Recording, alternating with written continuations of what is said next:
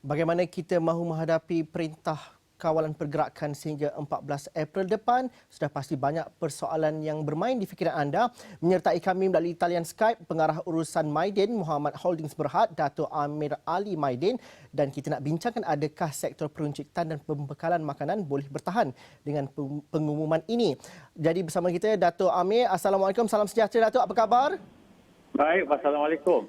Dato', apabila mendengar pengumuman oleh Tan Sri Muhyiddin Yassin, Perdana Menteri sebentar tadi, sudah pasti ramai yang berfikirkan adakah bekalan makanan cukup. Itu jaminan yang sudah diberikan. Tetapi bagi pengusaha dan juga perusahaan peruncitan seperti Maidin sendiri, bagaimanakah ini sudah disiapkan ataupun sudah bersedia dengan lebih awal? Dan bagaimana kita melihat dalam tempoh seminggu ini, banyak yang sudah dipelajari juga, Dato'? Kita kat Maidin dan saya rasa di tempat pasar-pasar raya lain pun sama. Kita kata ni, kita ni have already been anticipating that perintah MCO ni akan dilanjutkan. Jadi kita dah pastikan bekalan key essential item tu akan sampai ke Maidin pada masa yang memerlukan. Saya rasa tak ada masalah dan barangnya semua memang mencukupi. Aspek barangan itu mencukupi, alhamdulillah bagus, tetapi dalam masa yang sama bagaimana kita perlu memberitahu kepada masyarakat, kepada orang ramai khususnya, supaya tidak berlaku lagi pembelian panik seperti yang berlaku seminggu lepas. Penjarakan sosial dilakukan. Jadi pada pandangan Datuk, bagaimana masyarakat perlu memahami dan juga menghadam pengumuman yang diberikan oleh Perdana Menteri sebentar tadi, supaya kita dalam tempoh PKP ini masih dapat membeli seperti biasa, tidak panik, Datuk? Betul. Sebetulnya saya haraplah rakyat Malaysia ni masuk kat kedai, ke hypermarket apa-apa, fokus nak beli apa barang, beli barang yang keperluan saja, tak payah kita nak jalan-jalan, nak shopping-shopping. Pergi terus kepada orang kata groceries ke, sundries ke, nak beli barang basah ke, beli apa yang memerlu dan saya cadangkan kalau boleh belikan barang untuk 2-3 hari saja. Tak payah untuk 1 minggu sebab pasar raya memang akan buka pada masa yang terhad, ialah lebih kurang pukul 8 pagi sampai untuk Maidin Subang Jaya sampai 11 malam. So tak ada masalah, datang satu orang saja, ketua keluarga, tolong jangan bawa anak-anak, cucu-cucu dan please stay at home.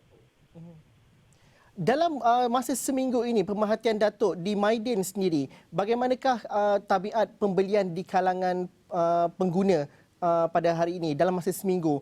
Adakah mereka masih lagi membeli barang secara bandel ataupun secara pukal dan juga masih lagi ada kelakuan-kelakuan yang kita rasa sebenarnya tak sustainable?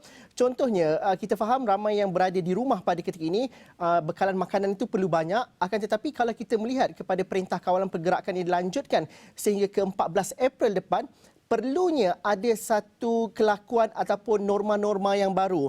Kita tidak mungkin bukanlah catuan makanan tetapi kita perlu mengawal dan juga melakukan satu gaya hidup yang baru dalam tempoh perintah kawalan pergerakan ini. Jadi pembelian makanan pun tidak dibeli sentiasa dalam jumlah yang banyak. Dalam masa 2-3 hari kena tambah stok barang dan sebagainya. Pandangan Datuk bagaimana? Saya rasa sebetulnya panic buying ni originally pada 18 dan 19 hari bulan saja.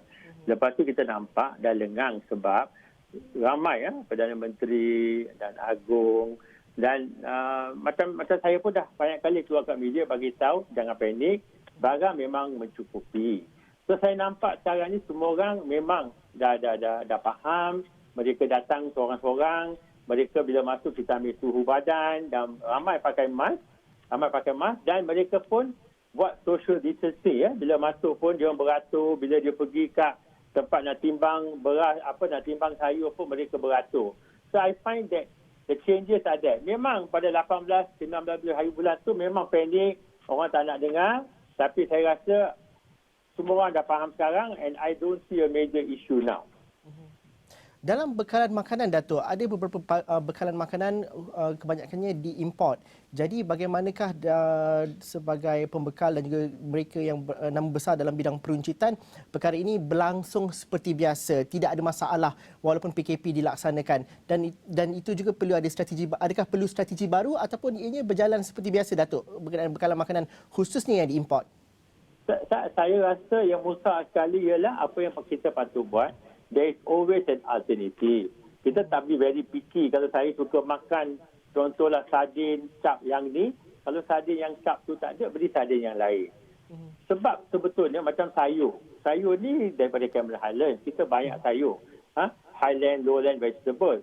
Yang hard vegetable tak ada masalah. Macam cabbage, macam broccoli, macam carrot. All imported primarily from China. Dan China memang dah buka dah. Dah ada barang tu memang tak berhenti sampai. Itu sayur-sayuran. Beras sebetulnya saya rasa there is adequate supply. Boleh jadi bila kita pergi ke pasar pagi tak ada tapi petang tu akan ada sebab there will be people buying more than required.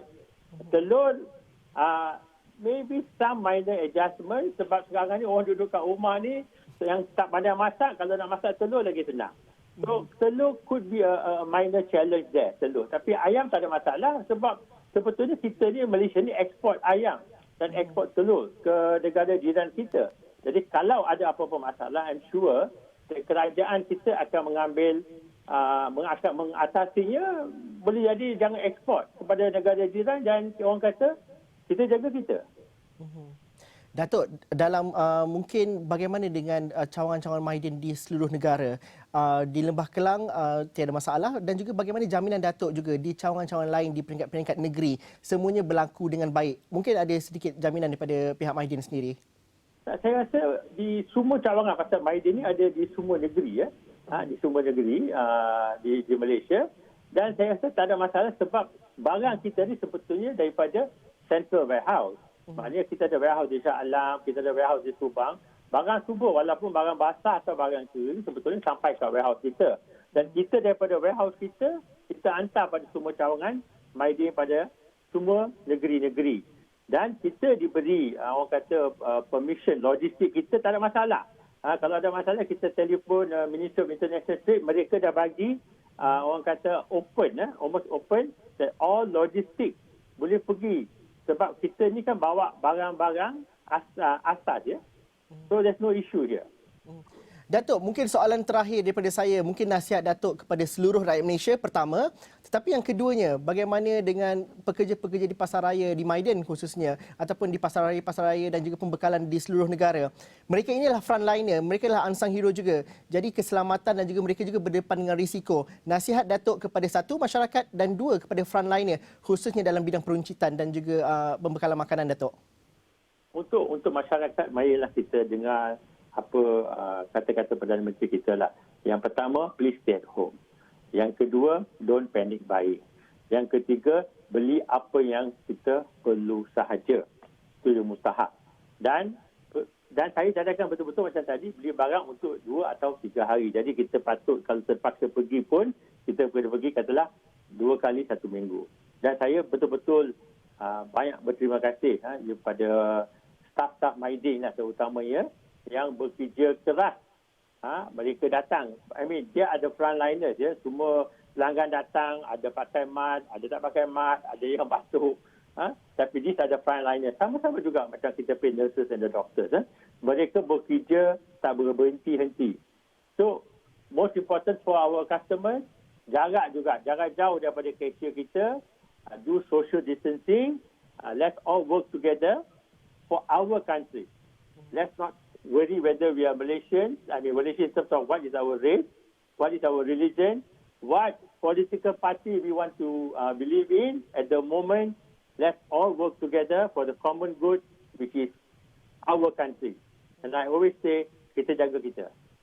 Kita jaga kita. Terima kasih Datuk kerana sudi bersama kami dalam Buletin Awani pada tengah hari ini. Itu dia Datuk Amir Maiden bersama kita di talian.